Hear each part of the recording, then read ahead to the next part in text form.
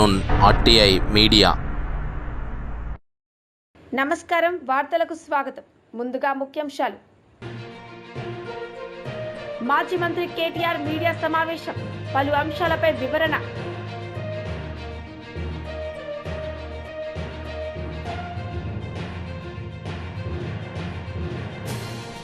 TDP polit bureau సభ్యుల Varla Ramayya media సమావేశం, పలు అంశాలపై వివరణ. టీడీపీ పొలిట్ బ్యూరో సభ్యులు వర్ల రామయ్య మీడియా సమావేశం నిర్వహించారు. సందర్భంగా ఆయన మాట్లాడారు. వాళ్ళ పార్టీ కార్యకర్త కొర్లకుంట నాగమల్లేశ్వరరావు అనే అతను ఆత్మహత్య చేసుకొని చనిపోయాడు అని సంవత్సరం 2 నెలల తర్వాత ఈ రోజున అతన్ని ఓదార్చడానికి ఓదార్పు యాత్ర పేరిట బయలుదేరాడు ఆయన. నేనంటున్నాను, ఈ రోజున జగన్మోహన్ రెడ్డి గారు చేసిన ఈ ఓదార్పు యాత్ర పేరిట చేసిన ఈ యాత్ర, this is nothing but a vulgar exhibition of his wealth. అతనుకున్న అవినీతి సంపదని ఒక్కసారి ఎక్స్పోజ్ చేసుకున్నాడు. నా దగ్గర ఉన్న అవినీతి సొమ్ముతో నేను జనాన్ని ఏ రకంగా మాయ చేయగలనని చెప్పి ఈరోజు యాత్ర ద్వారా అతను చెప్పాడు తప్పితే అది నిజమైన యాత్ర కాదు. నిజమైన యాత్ర అయితే చనిపోయిన వెంటనే వెళ్ళి పలకరించాలి. అప్పుడు ఖాళీగా ఉన్నాడు ఆయన. 4వ తారీఖు ఎన్నికల ఫలితాలు వచ్చినాయి. కానీ చంద్రబాబు నాయుడు గారి ప్రభుత్వం అతను ఆత్మహత్య ప్రయత్నం చేసే రోజుకి చంద్రబాబు నాయుడు గారు ముఖ్యమంత్రి కాదయ్యా జగన్మోహన్ రెడ్డి, మీరే ఆపద్ధర్మ ముఖ్యమంత్రిగా ఉన్నారు. నాకు తెలిసి మీరే ఆపద్ధర్మ ముఖ్యమంత్రి. 4వ తారీఖున ఎన్నికల ఫలితాలు వచ్చినాయి. 5వ తారీఖున అతను గడ్డి మందు తాగాడు, ఆసుపత్రికి తీసుకెళ్లారు, చికిత్స పొందుతూ 9వ తారీఖున చనిపోయాడు. Everybody nose. ఇక్కడ ఎఫ్ఐఆర్ కూడా ఉన్నది దానికి సంబంధించి. This is the FIR, crime number 126/2024 under section 174 CrPC of Sattenapalli town police station. This is the FIR. అతని ఆత్మహత్య గురించి 4వ తారీఖున ఎన్నికల ఫలితాలు వచ్చినాయి. 5వ తారీఖున పొలంలో గడ్డి మందు తాగాడు. నిజామాబాద్ ఎంపీ ధర్మపురి అరవింద్ మీడియా సమావేశం నిర్వహించారు. సందర్భంగా ఆయన మాట్లాడారు. అన్నిట్లోకి వెళ్లకుండా మేజర్గా దివ్యాంగులు వచ్చారు పాపం. Specially challenged people they have come. అందులో వాళ్ళకి కాంగ్రెస్ పార్టీ చేసిన వాగ్దానాలు, వాళ్ళ పెన్షన్ని 6,000కు పెంచుతామని, ఓల్డేజ్ పెన్షన్లు 4,000కు పెంచుతామని, స్పెషల్లీ ఛాలెంజ్డ్ వాళ్ళకి ఫ్రీ బస్ పాసులు చేస్తామని, ఇటువంటి చిన్న చిన్న ప్రామిసులు కూడా దట్టు స్పెషల్లీ ఛాలెంజ్డ్కి చేసిన ప్రామిసులు కూడా ఇంప్లిమెంట్ చేయని దౌర్భాగ్యపు ప్రభుత్వం ఈ కాంగ్రెస్ ప్రభుత్వం. కనికరం లేని ప్రభుత్వం కాంగ్రెస్ ప్రభుత్వం. మహిళలకు కూడా 4,000 పెన్షన్ చేస్తున్నారు, చేయలేదు. ఇటువంటి ఇక్కడ తెలంగాణలో బీజేపీ భరోసా పేరు మీద ఈ కార్యక్రమం చేపడతా ఉన్నాము. గ్రీవియన్స్ సెల్ ఏర్పాటు చేసి అందరు పబ్లిక్ రిప్రజెంటేటివ్స్ రోజు ఒకళ్ళు కూర్చోటము.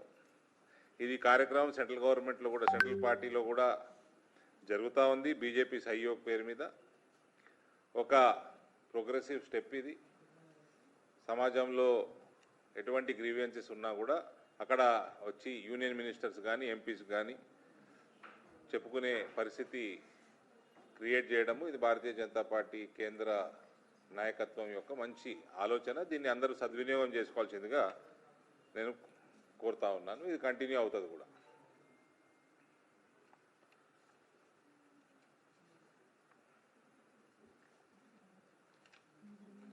ఇటువంటి చిన్న చిన్న అంశాల మీదనే వీళ్ళకి డెసిషన్లు లేవు. వీటికే పైసలు లేవంటున్నాడు రేవంత్. ఇవాళ ఏ గ్రామానికి వెళ్ళినా ఏ పట్టణానికి వెళ్ళినా కాంగ్రెస్ పార్టీ యొక్క ఇమేజు భూస్థాపితం అయిపోయింది. ఇప్పుడు ఉన్న ప్రభుత్వము దేనికి వనికిరాని పనికి మాలిన ప్రభుత్వం అన్నది ప్రజల నిర్ణయానికి కూడా వచ్చేసింది. ఇవన్నీ కూడా కప్పిపుచ్చుకోవడానికి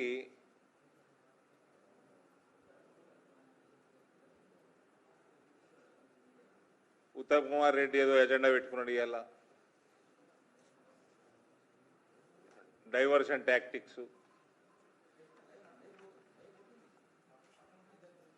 ఇందులో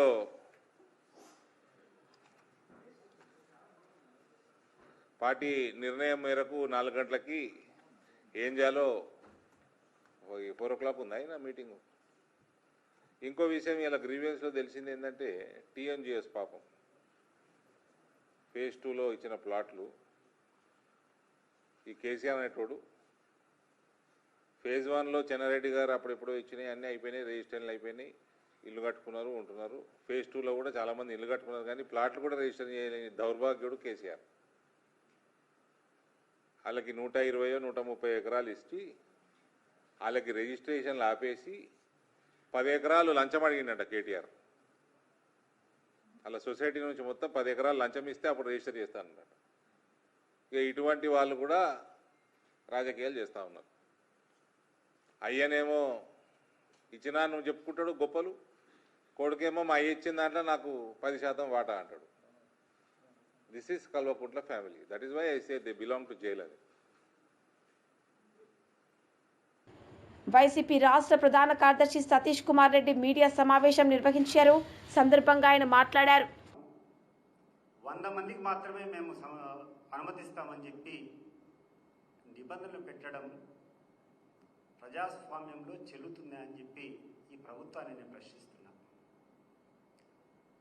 చంద్రబాబు నాయుడు గారు 40 సంవత్సరాల ఇండస్ట్రీ మీది. ఈ రాజకీయం కొత్త కాదు.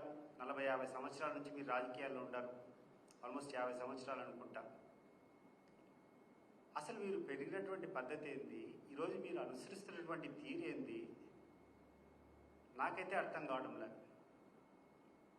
చాలా సంవత్సరాలు నీకు అనుచరుడిగా ఉన్నా, చాలా సంవత్సరాలు నీకు అభిమానిగా ఉన్నా, కానీ ఈరోజు నీలో వస్తున్నటువంటి ఈ మార్పు ఏందో నాకైతే అర్థం కావడం లేదు. ఎందుకు ఇంత దిగజారిపోతున్నావో నాకు అర్థం కావడం లేదు. నేను ఎంతోమంది మహానాయకులు చూసా, ఎంతోమంది లీడర్లు ఈ దేశంలో ఈ రాష్ట్రంలో చూసినాను. రాను రాను ప్రతి ఒక్క రాజకీయ నాయకుని యొక్క జీవితంలో ఒక మెరుగైనటువంటి పద్ధతులను, వారికి ఉండేటువంటి చెడు అలవాట్లను వదులుకొని ఒక గొప్ప నాయకునిగా పరిణితి చెందేటువంటి ప్రక్రియ నేను చూశాను. కానీ మొట్టమొదటిసారి ఒక నాయకుడు రాను రాను రాజుగుర్రం ఏదో అయిందని చెప్పేటువంటి సామెతగా దినదినం దిగజారేటువంటి పద్ధతి మీలో చూస్తున్నాం. దీనికి కారణం ఏంది చంద్రబాబు నాయుడు గారు? ఒకసారి మీరు విశ్లేషించుకోండి. అసలు ఈ రాష్ట్రంలో ఏం జరుగుతూ ఉంది? పూర్వకాలం ఒకసారి మన యొక్క పురాణాల్లో మీరు చూస్తే, మహాభారతంలో చూస్తే, ధృతరాష్ట్రుడు ఏ రకంగా దుర్యోధను చేతుల్లో అతని కబంధ హస్తాల్లో చిక్కొని కౌరవ సామ్రాజ్యానికంతా సర్వనాశనానికి కారణమయ్యాడో, ఆ రకంగా ఈరోజు నీ యొక్క కుమారుని యొక్క పదవీకాంక్ష వల్ల, మీ యొక్క కుమారుని యొక్క దుశ్చర్యల మూలకంగా సర్వనాశనం అయ్యేటువంటి పరిస్థితులకి ఈ రాష్ట్రాన్ని, నీ పార్టీని, ప్రజలందరినీ కూడా తీసుకొని పోతున్నావు. అది గమనించమని నేను కోరుకుంటున్నాను. నీ మీద నాకు ఇంతకుముందు అభిమానం ఉంది కాబట్టి, ఇంతకుముందు నీ దగ్గర అంచనగా ఉన్నది కాబట్టి ఈరోజు నీకు గుర్తు చేస్తున్నాం. అసలు ఏ రకంగా ఈరోజు ఈ రాష్ట్రంలో ఈ పరిస్థితులు దిగజారుతున్నాయి ఒకసారి ఆలోచన చేయి. ఏంది మీరు మాట్లాడే తీరేంది? నీ కొడుకు ప్రవర్తించేటువంటి తీరేంది? ఈ రాష్ట్రంలో ఉండేటువంటి పరిస్థితులు ఏంది? నీ పత్రికలు నువ్వు చేసేటువంటి ప్రచారం ఏంది? అసలు నిన్నగాక మన కూర్చొని కడపలో నువ్వు పెద్ద సభ పెట్టావు, లక్షల మంది తోలుకున్నావు. ఆ రోజు నీకు అనుమతులు ఇచ్చేదని నీకేం ఇబ్బంది కనపడలేదా? ఈరోజు జగన్మోహన్ రెడ్డి గారు పోతామంటే ఒక పల్లెకు ఒక అభిమానుడి యొక్క విగ్రహ ఆవిష్కరణకు ఇన్ని ఆంక్షల స్వయంగా ఎస్పీ కూర్చొని ఆ ఉన్నటువంటి చుట్టుపక్కల గ్రామాల్లో ఉన్నటువంటి వాహనదారులకందరికీ కూడా మీ యొక్క వాహనం కనబడితే మీ అందరి వాహనాలు సీజ్ చేస్తామని చెప్పి భయపెట్టడం జరిగింది. అక్కడటువంటి లోకల్ లీడర్లకు అందరికీ కూడా ఆంక్షలు పెట్టి నోటీసులు ఇచ్చి మిమ్మల్ని ఎక్కడ కనబడితే అరెస్ట్ చేస్తామని చెప్పడం జరిగింది. ప్రత్యక్షంగా ఎస్పీ కూర్చొని ఎవరైనా ఈ సభలో పాల్గొంటే మేము చట్టపరంగా వాళ్ళకు తీసుకోవాల్సినటువంటి అనుమతి లేదు, ఎవరైనా అరెస్ట్ చేస్తాం. మాజీ మంత్రి కేటీఆర్ మీడియా సమావేశం నిర్వహించారు. సందర్భంగా ఆయన మాట్లాడారు. రేవంత్ రెడ్డి అన్న తిరుపతి రెడ్డి ఎఫ్టీఎల్లో ఇల్లు కడితే కులగొట్టది. రేవంత్ రెడ్డి గారి మనుషులు, ఆయన పార్టీలో ఉండే ఎమ్మెల్యేలు, మంత్రులు, వాళ్ళ ఇండ్లు బఫర్ జోన్లో ఉన్న ఎఫ్టీఎల్లో ఉన్న చెరువు మధ్యలో కట్టినా హైడ్రాక్ గనలబడది. కానీ అదే గరీబోడు కుటుంబం సైజు పెరిగి ఒక ఫ్లోర్ ఎక్కువ వేసుకున్నా లేదా కొద్దిగా ముంగటికి వచ్చినా ఇవాళ చిన్న గల్లీలల్లో ఎక్కడైతే కనీసం ఒక ఆటో కూడా చక్కగా రాదో ఆ గల్లీలలోకి వచ్చి ఆ గల్లీలల్లో ఇలా గరీబోళ్ళ మీద ప్రతాపం చూపెట్టి విచ్చలవిడిగా ఎక్కడికక్కడ హరాస్మెంట్ చేస్తూ ఉన్నది ఈ ప్రభుత్వం. ముఖ్యంగా అటు జిహెచ్ఎంసీని ఇటు హైడ్రాని అడ్డం పెట్టుకొని ఇలా రేవంత్ రెడ్డి నుంచి మొదలు పెడితే కింద ఉండే చోటా మోటా చిన్న చిత్కా లీడర్ల దాకా హైడ్రా అంటేనే ఒక బ్లాక్మెయిల్ దందాలాగా మారిపోయింది. అట్లా ఈరోజు ఇక్కడ సర్దార్ మృతికి కూడా కారణం కేవలం కాంగ్రెస్ ప్రభుత్వం యొక్క హరాస్మెంటు, వీళ్ళ యొక్క దుర్మార్గ విధానాలు తప్ప ఇంకోటి కానే కాదు. ఇప్పుడు శ్రీనివాస్ యాదవ్ గారు ఒక మాట అన్నారు, 10 ఏళ్లలో తెలంగాణ వచ్చిన తర్వాత కేసీఆర్ గారు చేసిన పని ఏంటంటే హైదరాబాద్లో ఇక్కడ ఉండే గరీబోళ్లకు పట్టాలు ఇచ్చిండు. ఇక్కడ ఉండే గరీబోళ్లకు 1,00,000 మందికి జీవో నంబర్ 58 కింద ఉచితంగా పట్టాలు ఇచ్చి మీరుండాలి, బాగుండాలి, మీ పిల్లలు బాగుండాలి, మీ భవిష్యత్ తరాలు బాగుండాలని చెప్పి చూసింది కేసీఆర్ నాయకత్వం. నోటరీ ప్రాపర్టీస్, ఇప్పుడే మా కార్పొరేటర్లు ఇద్దరు దేదీప్య గారు, రాజ్ కుమార్ చెప్తా ఉన్నారు, అన్న ఇవన్నీ నోటరీ ప్రాపర్టీస్ అని. నోటరీ ప్రాపర్టీస్ని కూడా రెగ్యులరైజ్ చేస్తేందుకు, ఎందుకంటే హైదరాబాద్లో ఓల్డ్ సిటీలో కానీ స్లమ్స్లో కానీ హైదరాబాద్లో 1400 స్లమ్స్ ఉన్నాయి. ఈ స్లమ్స్లో చాలా చోట నోటరీ మీదకి వెళ్ళి ఉంటాయి డాక్యుమెంట్స్. ఆ నోటరీ ప్రాపర్టీస్ని కూడా రెగ్యులరైజ్ చేసేందుకు కేసీఆర్ ప్రభుత్వం ఉన్నప్పుడే మేము క్యాబినెట్లో నిర్ణయం తీసుకొని కార్యక్రమం కూడా మొదలుపెట్టినాం. ఇలా రేవంత్ రెడ్డికి ఏమైనా బుద్ధి ఉంటే, ఆయన ప్రభుత్వానికి ఏమైనా పేదల పట్ల ప్రేమ ఉంటే చేయాల్సిన పని ఏంది? ఈ నోటరీ ప్రాపర్టీస్ని కూడా రెగ్యులరైజ్ చేయాలి. రెగ్యులరైజ్ చేసి వాళ్ళకు ఒక భరోసా కల్పించాలి. అవసరమైతే ఆ భూహారతో ఏదో తెచ్చిరు కదా అందులో పెట్టి మేము చేసిన దానికంటే ఒక రవ్వ ఎక్కువ చేయాలి పేదోళ్ళకు. కానీ నువ్వేం చేస్తున్నావు? పేదోళ్ళు ఇల్లు కట్టుకుంటే ఒక డాబా వేసుకుంటే అందులో వచ్చి పొక్క కొట్టాలి, వాడు నువ్వు పార్టీలో చేరపోతే నేను సంపుతా అనాలి, చిన్న దుకాణం ఉంటే దుకాణం కొట్టాలి, కడుపు మీద కొట్టాలి, గరీబోని కడుపు మీద కొట్టి నోటికాడి పువ్వు గుంజుకొని ఆగమాగం చేసి ఆఖరికి ఆత్మహత్య కుసుగొల్పింది ఇవాళ అరాచక కాంగ్రెస్ ప్రభుత్వం. ఖచ్చితంగా ఈ కాంగ్రెస్ ప్రభుత్వం చేసే అరాచకాలకు మేము ఖచ్చితంగా అడ్డం పడతాం. మొత్తం బీఆర్ఎస్ కుటుంబ సభ్యులందరం కూడా, ఎమ్మెల్యేలు కావచ్చు, ఎమ్మెల్సీలు కావచ్చు, ఒక్క పిలుపుతో ఎక్కడ అరాచకం జరిగినా గతంలో హైడ్రా బాధితులకు అండగా నిలబడ్డం, మూసీ బాధితులకు అండగా నిలబడ్డం, లగచర్లలో భూములు గుంజుకుంటామంటే అక్కడ అండగా నిలబడ్డం, నిన్న అలంపూర్లో కూడా ధన్వాడల అక్కడ కూడా రైతులకు అండగా నిలబడ్డది బీఆర్ఎస్ పార్టీ, కేసీఆర్ గారి సైనికులు. రేపు కూడా నేను ఒకటే అంటున్నా, హైదరాబాద్లో ఎక్కడైనా సరే ఏ పేదవాడి మీద రేవంత్ రెడ్డి ప్రతాపం చూపెట్టినా మీకు అండగా ఉండేది, ఖచ్చితంగా మీకు అండగా నిలబడేది బీఆర్ఎస్ పార్టీ మాత్రమే. ఎందుకంటే మాకు తెలుసు హైదరాబాద్ నగరంలో ఇవాళ ఒక్క బోరబండ తీసుకుంటే ఇట్లాంటి స్లమ్లో ఒక 100 ఉంటాయి, ఈ 100 గల్లీలు ఉంటాయి. ఇటువంటి ఈ 100 గల్లీలల్లో ఏది రైటు, ఏది రాంగు, ఏది లీగలు, ఏది ఇల్లీగల్ అంటే దేవుడు కూడా చెప్పలేడు. మరి అటువంటిది కావాలని ఒక బిల్డింగ్ ఏదైతే బీఆర్ఎస్లో పట్టుకొని దాన్నే కొట్టాలి, ఒక బిల్డింగ్లో ఒక కేసీఆర్ సానుభూతి పరుడో అభిమానం కార్యకర్తను ఉంటే వాళ్ళనే సతాయించాలనే విధంగా ఏదైతే అధికారులు కూడా కాంగ్రెస్ నాయకులు ఆడించినట్టు ఆడుతున్నారో వాళ్ళకు కూడా నేను చెప్తున్నాను, అన్ని రోజులు ఒక్క తీరు ఉండయి. ఇలా ఏ అధికారులు అయితే అతి చేస్తుండ్రో, ఏ అధికారులు అయితే కాంగ్రెస్ వాళ్ళు ఆడిచ్చినట్టు ఆడుతుండ్రో, కాంగ్రెస్ పార్టీ కార్యకర్తలు లెక్క పనిచేస్తుండ్రో, ఇది మంచిది కాదు. అధికారం ఎవ్వలకు శాశ్వతం కాదు. మొన్నటిదాకా 10 ఏళ్ళు మేమున్నాం, ఇలా వాళ్ళకు అవకాశం వచ్చింది. రేపు మళ్ళా బరాబర్ తెలంగాణలో మళ్ళా కేసీఆర్ గారికి అవకాశం వస్తుంది. జలవనరుల శాఖ మంత్రి నిమ్మల రామానాయుడు మీడియా సమావేశం నిర్వహించారు. సందర్భంగా ఆయన మాట్లాడారు. ఈ రకంగా తల్లికి వందనం, ఎంతమంది పిల్లలుంటే అంతమందికి కూడా 13 + 2 15,000 రూపాయలకు వాళ్ళకి అందించడం కానీ, అంటే ఇంత పెద్ద ఎత్తున ఈ 10-12 నెలల కాలంలోనే ఆర్థిక పరిస్థితి సహకరించకపోయినా ఇంత పెద్ద ఎత్తున అభివృద్ధిని, సంక్షేమాన్ని ఈవేళ ఆంధ్రప్రదేశ్ రాష్ట్రంలో గత 10 నెలల నుంచి కూడా పాలన సాగిస్తూ ఒక ప్రశాంతమైనటువంటి వాతావరణం ఈరోజు ఆంధ్రప్రదేశ్ రాష్ట్రంలో ఉంటే, అటువంటి ప్రశాంతమైనటువంటి వాతావరణానికి భంగం కలిగిస్తూ ఈరోజు ఆంధ్రప్రదేశ్ రాష్ట్రంలో అలజడులను సృష్టిస్తూ ఒక కుట్రపూరితమైనగా ఈ యొక్క ప్రభుత్వానికి చెడ్డ పేరు తీసుకొచ్చేటువంటి విధంగా, ఆంధ్రప్రదేశ్ రాష్ట్రంలో లా అండ్ ఆర్డర్ లేదు అనేటువంటి విధంగా మరి ఈ యొక్క కుట్రపూరితంగా ఈరోజు ఎవరైతే ఈ యొక్క జగన్మోహన్ రెడ్డి చేసేటువంటి కార్యక్రమాలు ఈరోజు చూస్తూ ఉన్నాం. పరామర్శల పేరిట ఆయన చేసేటువంటి రాజకీయాలు, ఆయనకి ప్రజాస్వామ్యం మీద గౌరవం లేదు, పోలీసుల హెచ్చరికలను పట్టించుకునేటువంటి పరిస్థితి లేదు, నిబంధనలను ఖాతరు చేయడు. అంటే ఒక రాజకీయ నాయకుడికి ఉండవలసినటువంటి ఒక్క లక్షణం కూడా జగన్మోహన్ రెడ్డికి లేనిటువంటి పరిస్థితి స్పష్టంగా మనందరికి కూడా అర్థమవుతున్నటువంటి పరిస్థితి. ఈరోజు బెట్టింగ్లో ఆత్మహత్య చేసుకున్నటువంటి వ్యక్తిని పరామర్శించడానికి వచ్చారు ఈవేళ జగన్మోహన్ రెడ్డి గారు. మరి పోలీసులు పర్మిషన్ లేదన్నా కూడా మీరు రావడం జరిగింది. మరి ఈవేళ మీ కాన్వాయ్ వల్ల ఒకరు చనిపోయారు, మళ్ళీ ఇప్పుడే రెండవ వ్యక్తి కూడా చనిపోయినటువంటి పరిస్థితి ఈరోజు కనిపిస్తున్నటువంటి పరిస్థితి. అంటే ఈరోజు పరామర్శకి వెళ్ళి మరి ఒకరు చనిపోతారు, మళ్ళీ వాళ్ళని పరామర్శించడానికి మళ్ళీ ఇంకొకసారి వస్తారు, మళ్ళీ వేరే వాళ్ళు చనిపోతారు. అంటే ఇట్లా చూస్తే అంటే పరామర్శలకి వెళ్ళేటువంటి వాళ్ళు కూడా ఇంత యుద్ధ వాతావరణంలో పోతున్నట్లుగా ఏదో మరి మనం చూస్తూ ఉన్నాం. ఇవాళ ఆ విజువల్స్ కానీ ఆ యొక్క మీడియాలో డీజే మరి పాటలతోటి, డీజే డ్యాన్సులతోటి, ఏదైతే పెద్ద పెద్ద గజమాలతో స్వాగతం పలుకుతూ, తీన్మార్లతోటి, అంటే ఈ రకమైనటువంటి పరామర్శలను ఎక్కడ కూడా మేము చూడలా. రాజకీయాల్లో కానీ జనరల్గా కానీ ఎక్కడ కూడా చూడలా. ఏంటి పరామర్శలకు పోతూ డీజే పాటలు, డీజే డ్యాన్సులు, పెద్ద పెద్ద గజమాలలు, తీన్మార్లు, మరి నిజంగా కొన్ని చోట్ల ఆ ఫ్లెక్సీలు కూడా చూస్తూ ఉంటే అందులో ఒక ఫ్లెక్సీ నిజంగా ఆశ్చర్యం.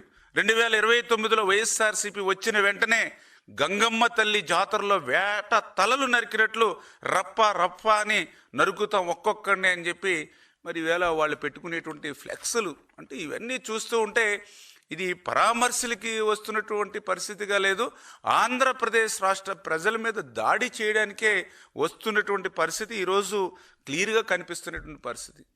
అందులో కూడా మరి ఏదైతే ఆయన కాన్వాయ్లోంచి మరి తగిలి ఎవరైతే మరి మధ్యాహ్నం ఎవరైతే చనిపోయారో మరి ఆయన ఒక దళిత బిడ్డ, అంటే ఒక దళిత బిడ్డ మరి చనిపోతే నిజంగా ఆయన్ని వెనువెంటనే మానవత్వం అనేటువంటి ఏ వ్యక్తి అయినా సరే యాక్సిడెంట్ అవుతే ఇమ్మీడియట్లీ ఆ కాన్వాయ్ ఆపుకుని ఆ ఎవరైతే గాయాల పాలిన వ్యక్తిని ఆ యొక్క అంబులెన్స్లో కానీ లేదా వైఎస్ఆర్సీపీ మహిళా విభాగం రాష్ట్ర అధ్యక్షురాలు ఎమ్మెల్సీ వరదు కళ్యాణి ప్రెస్ మీట్ నిర్వహించారు.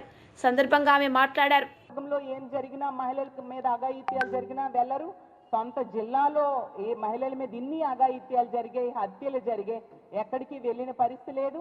నివాసం ఉంటున్న విశాఖపట్నంలో ఇన్ని అత్యాచారాలు జరిగినా ఎక్కడికి అయినా వెళ్ళి ఆ కుటుంబానికి భరోసా ఇవ్వడం, ఆ అమ్మాయిలకి ధైర్యం చెప్పడం ఉండే పరిస్థితి మనం చూడలేదు. అలాగే మొన్ననే చూసాము, అనంతపురం జిల్లాలో ఒక బాలికని 6 రోజుల క్రితమే తల్లిదండ్రులు కంప్లైంట్ ఇచ్చినా కనిపించడం లేదని పట్టించుకోకపోవడం వల్ల 6 రోజుల తర్వాత ఆ అమ్మాయి శవమై తేలిన పరిస్థితి చూసాం. ఇంత పెద్ద సంఘటన జరిగిన హోమ్ మినిస్టర్ గారు కనీసం పట్టించుకోలేదు. అలాగే శ్రీ సత్యసాయి జిల్లాలో తెలుగుదేశం పార్టీ కార్యకర్తలు ఒక మైనర్ బాలికను, ఒక దళిత మైనర్ బాలికను దారుణంగా వీడియోస్ తీస్తూ అత్యాచారం చేశారు. అది 6 నెలలు అత్యాచారం చేసి చాలా దారుణమైన పరిస్థితులను అక్కడ కూడా హోమ్ మినిస్టర్ గారికి వెళ్ళడానికి తీరిక లేదు, స్పందించడానికి కూడా తీరిక లేదు. అంత దారుణంగా అంత నిర్లక్ష్యంగా ఉండే పరిస్థితి మనం చూస్తూ ఉన్నాము. కానీ సాక్షి మీద తీసుకుంటే ఆ రోజు అక్రమ కేసు పెట్టడానికి, లేని విషయాన్ని సృష్టించడానికి, కంప్లైంట్ ఇవ్వడానికి మాత్రం ఈవిడికి తీరికుంది. వెంటనే పోలీసుల దగ్గరికి వెళ్ళి కంప్లైంట్ ఇవ్వడం జరిగింది. వీడియో కాల్లో స్పందించడం ఏంటి హోమ్ మినిస్టర్ గారు? స్వయంగా వెళ్ళి ఏం జరిగిందో తెలుసుకోవాలి కదా. మనం ప్రజాస్వామ్యంలో ఉన్నామా, రాక్షస రాజ్యంలో ఉన్నామా? ఎంత దారుణమైన పరిస్థితులు జరుగుతున్నాయి. ముఖ్యమంత్రి గారైతే చెప్పారు, ముఖ్యమంత్రి అయిన వెంటనే ఈ రాష్ట్రంలో ఎవరు ఆడబిడ్డపై చెయ్యేసినా అదే వాళ్ళకి చివరి రోజు అనేసి. మరి ఎంతమంది ఆడబిడ్డల మీద చేతులు వేస్తున్నారు, వాళ్ళ ప్రాణాలు తీస్తూ ఉన్నారు. మరి చివరి రోజు అవుతుందా ముఖ్యమంత్రి గారు అని నేను అడుగుతున్నాను. మీ సొంత నియోజకవర్గంలో ఒక మహిళ మీద ఇంత దారుణంగా మీ టీడీపీ కార్యకర్తే దాడి చేశాడు, చెట్టుకు కట్టేసి అంటే ఎంత హేయమైన చర్య. మీరు దీనికి స్పందించరా, కఠిన చర్యలు తీసుకోరా అని నేను అడుగుతూ ఉన్నాను. అలాగే డిప్యూటీ సీఎం గారు అసలు మహిళల మీద ఎవరైనా చేయి వేస్తే తాట తీస్తానన్నారు. మరి ఎక్కడ తాట తీస్తూ ఉన్నారు? ఇన్ని సంఘటనలు జరుగుతున్నాయి రోజు ఈ జరుగుతున్న సంఘటనల గురించి మేము ప్రెస్ మీట్స్ పెట్టి చెప్తూ ఉన్నాము. అయినా మీరు ఎవరికి తాట తీసిన పరిస్థితులు అయితే కనిపించడం లేదు. అసలు ఈ సంఘటన కూడా సాక్షి వాళ్ళు వెళ్ళి ఆ విషయాన్ని వెలుగులోకి తీసుకొస్తే అప్పుడు ప్రభుత్వం కానీ పోలీసులు కానీ స్పందించారు. అంతవరకు పట్టించుకున్న దాఖలాలు లేదు. అంత దారుణంగా మహిళల భద్రత గాలికి వదిలేసిన పరిస్థితి ఈ రాష్ట్రంలో ఉంది. తీసుకుంటే ముఖ్యమంత్రి గారు, అలాగే లోకేష్ గారు, అలాగే డిప్యూటీ సీఎం గారు, హోంమంత్రి గారు ఏం చెప్పారు? పచ్చబిల్ల వేసుకుంటే చాలు, ఏ తప్పు చేసినా వదిలేయండి అని. అలా వదిలేయండి అని చెప్పడంతో ఈ తెలుగుదేశం పార్టీ కార్యకర్తలు ఈరోజు కాలకేయుల్లా మారిపోయారు. రోజు ఇలాంటి సంఘటనలు, అఘాయిత్యాలు మహిళల మీద జరుగుతూ ఉండడాన్ని మనం చూస్తూ ఉన్నాము. ఈరోజు తీసుకుంటే ఈ రాష్ట్రంలో పొలిటికల్ గవర్నెన్స్, రెడ్ బుక్ రాజ్యాంగానికి ఇచ్చిన ఇంపార్టెన్స్ మహిళల మాన ప్రాణాల రక్షణకి ఇవ్వని పరిస్థితి మనం చూసాం. ముఖ్యమంత్రిగా ప్రమాణ స్వీకారం చేసిన వెంటనే ముఖ్యమంత్రి గారు ఏమన్నారు? ఈ రాష్ట్రంలో ఇంకా పొలిటికల్ గవర్నెన్స్ అమలు అవ్వాలి అని చెప్పి కలెక్టర్లకి, ఎస్పీలకి ఆదేశాలు పబ్లిక్గా ఇవ్వడం జరిగింది. దాంతో కార్యకర్తలకి భయం ఎక్కడ ఉంటుంది? అసలు ఇన్ని వరుస సంఘటనలు జరుగుతూ ఉన్నాయంటే దానికి కారణం ఏంటి?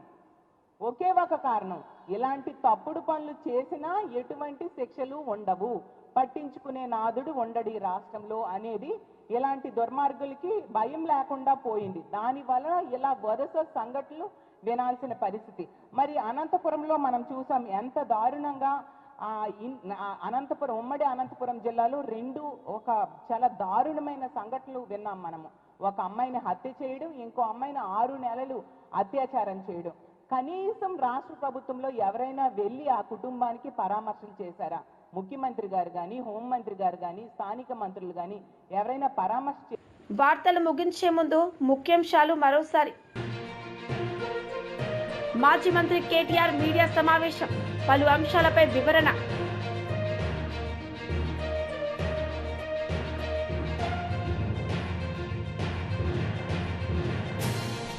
టీడీపీ పొలిట్ బ్యూరో సభ్యుల వర్ల రామయ్య మీడియా సమావేశం, పలు అంశాలపై వివరణ.